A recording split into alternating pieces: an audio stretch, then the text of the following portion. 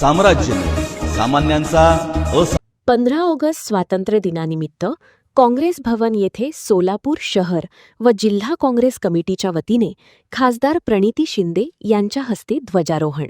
ही स्वातंत्र्याची दुसरी लढाई लोकशाही, संविधान आणि अधिकारांच्या रक्षणासाठी गल्लोगल्ली संघर्ष करावा लागेल। प्रणिती शिंदे।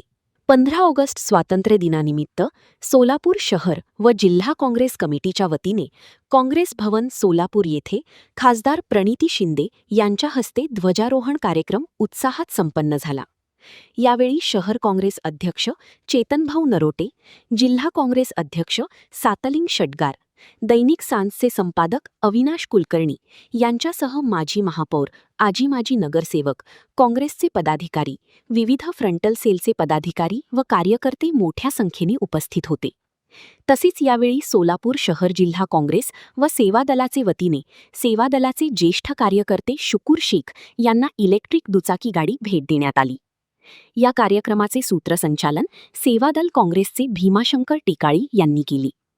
यावेळी खासदार प्रणिती शिंदे, शहराध्यक्ष चेतनभाऊ नरोटे आणि जिल्हाध्यक्ष सातलिंग शटगार यांनी उपस्थितांना आणि सर्वांना स्वातंत्र्य दिनाच्या शुभेच्छा दिल्या।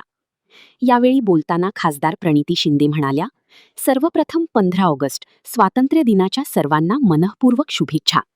देशाच्या स्वातंत्र्यासाठी संघर्ष करणाऱ्या असंख्य स्वातंत्र्य सैनिकांना तसेच देशाच्या रक्षणासाठी आपल्या प्राणांचे बलिदान देणाऱ्या वीर जवानांना आज मी आदरपूर्वक श्रद्धांजली अर्पण करते। काँग्रेस पक्षाला जिवंत ठेवण्यासाठी सातत्याने संघर्ष करणाऱ्या प्रत्येक काँग्रेस कार्यकर्त्याचेही मी मनःपूर्वक अभिनंदन आणि कौतुक करते। प्रत्येक गल्ली गल्ली प्रत्येक गोळ्यात पण होणं गरजेचं आहे।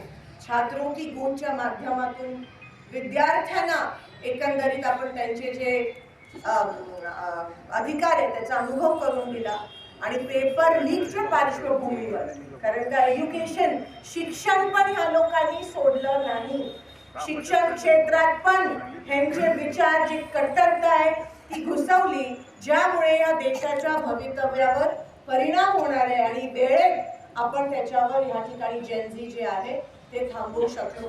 तर सगळ्यांना अभिनंदन करते की काँग्रेसचे विचार, गांधींचे विचार, लोकशाही आणि संविधान ह्या गोष्टींवर चालणारे विचार आपल्याला जिवंत ठेवायचे, तोच संकल्प आज आपण ह्या ठिकाणी घेऊयात। आणि पुन्हा एकदा सगळ्यांना लोकशाही जिंकल्याबद्दल मनापासून अभिनंदन करते आणि इथेच थांबते। धन्यवाद। जय हिंद।